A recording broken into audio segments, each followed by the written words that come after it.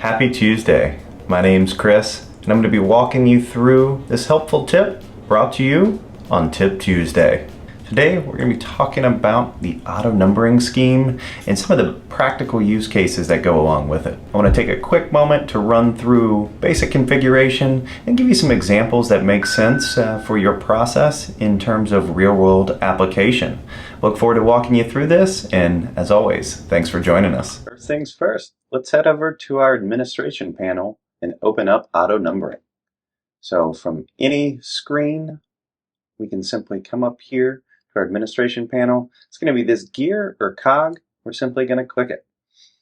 By default, auto numbering setup may not be in your environment. However, in mine it is, so we can simply click this. And if it's not, a right-click customization, find auto numbering, and then we can simply drag it over to our screen. Next up, let's hit auto numbering setup. So a couple of key points here with auto numbering. This is completely unique to your specific environment. A couple of things to consider here. Our first level name with a drop-down.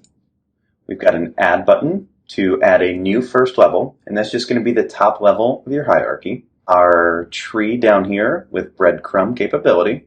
Our next number, which simply means the number that we're going to select for next in line. So in this example, it's going to be 5006 will be our next starting point.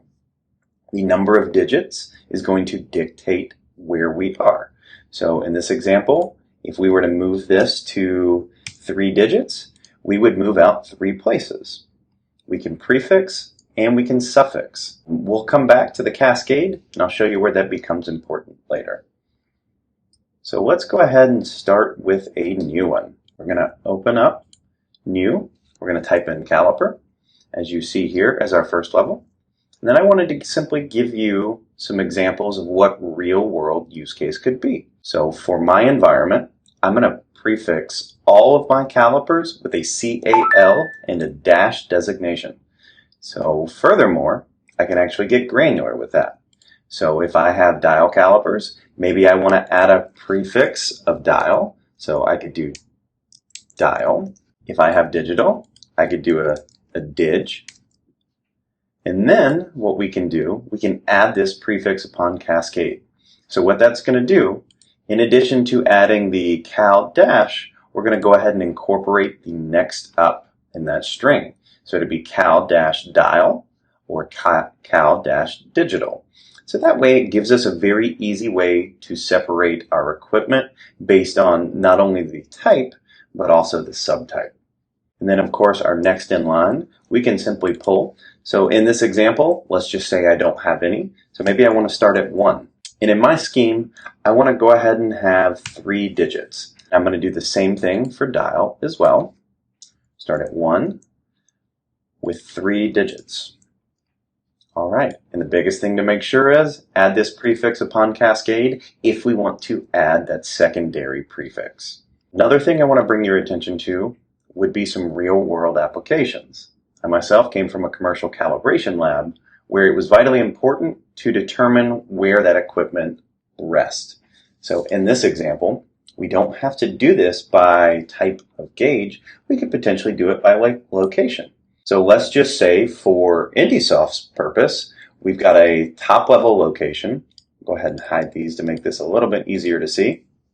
Top-level location, and then all of our facilities. So we've got Charleston, we've got Europe, we've got Greenville. And as we come through these and look at our nested locations, what you'll be able to see is we've got a prefix. In this example, my top level does not have a prefix, so we're simply going to start with the secondary location. So the prefix could be CHS, could be EUR, or it could be GVL. And now maybe I want to add some additional levels to help designate my equipment. And so what we're going to do here, we've got a dash CAL, we have a dash mic, and we have the same scheme for each one thereafter. And all this is giving me the ability to do is when I am generating equipment for my company, I can designate which location it belongs to first and then the type of equipment.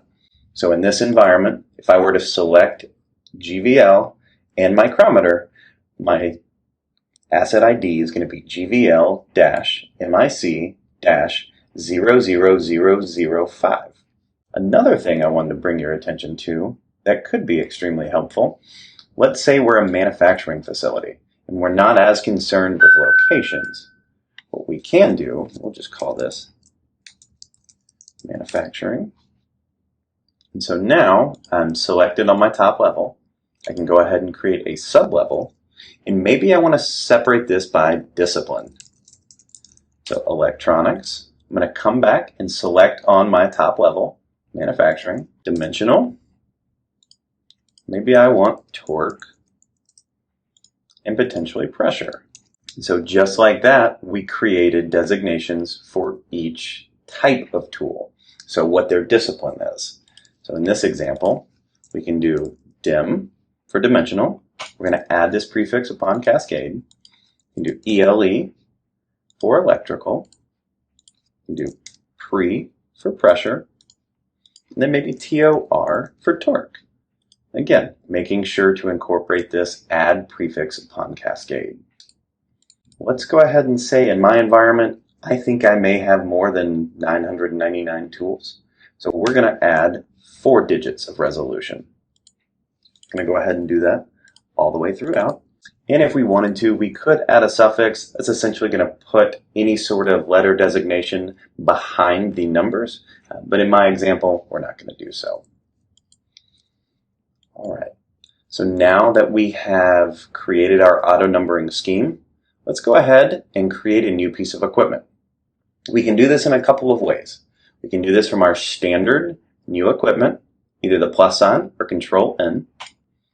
We're going to bring it up. I'm going to select my company, and I can just simply hit the calculate the number here. And so 2 things to consider. Find unused numbers when auto numbering. What that's going to do, regardless of that next starting position, if I, for some reason, added an asset ID and I skipped over, so let's say I have a 1345 and I use find unused, the next in line would be 2 since we don't have it. So in this example, let's select manufacturing and then dimensional. I'm going to say OK. And you'll see right here, it has automatically created a number for me. Same thing goes for the caliper. So let's just say I want a dial caliper. See, here is dial-000 or digital right here. The other thing we can do is that location. So let's find a nested location. Let's just say we are Charleston and I'm creating a caliper. Simply click here. And now, because we've got that cascade, you'll see CHS-CAL-000. So just like that, we have created a brand new asset ID that follows our company scheme. Now you might be saying, well, I don't create assets from the new equipment. Everything I use is based on a template. And that's perfectly okay. So let's go ahead and pull this up. And in this example, we're just going to select a base level caliper. New ID. This particular section is a little bit different. So what we first have to do is hit the magnifying glass to find our auto numbering scheme. Let's go to location based. Let's go to Charleston. And then let's go to caliper. Now we have selected our auto numbering scheme. And the reason that we're doing this is so we can create and repeat. If we have quite a few assets to add, we don't want to have to select that every time. So we simply select that auto numbering scheme. And now we can start to generate by getting the next ID number. As you see here, every time we click, we are generating a new ID. I simply just have to put in my serial number, and I can hit create. And that's it. Now you too can harness the power of IndySoft's auto numbering feature. Thanks for watching, and don't forget to hit that subscribe button to stay up to date with helpful videos like this one. We hope to see you on the next one. Bye for now.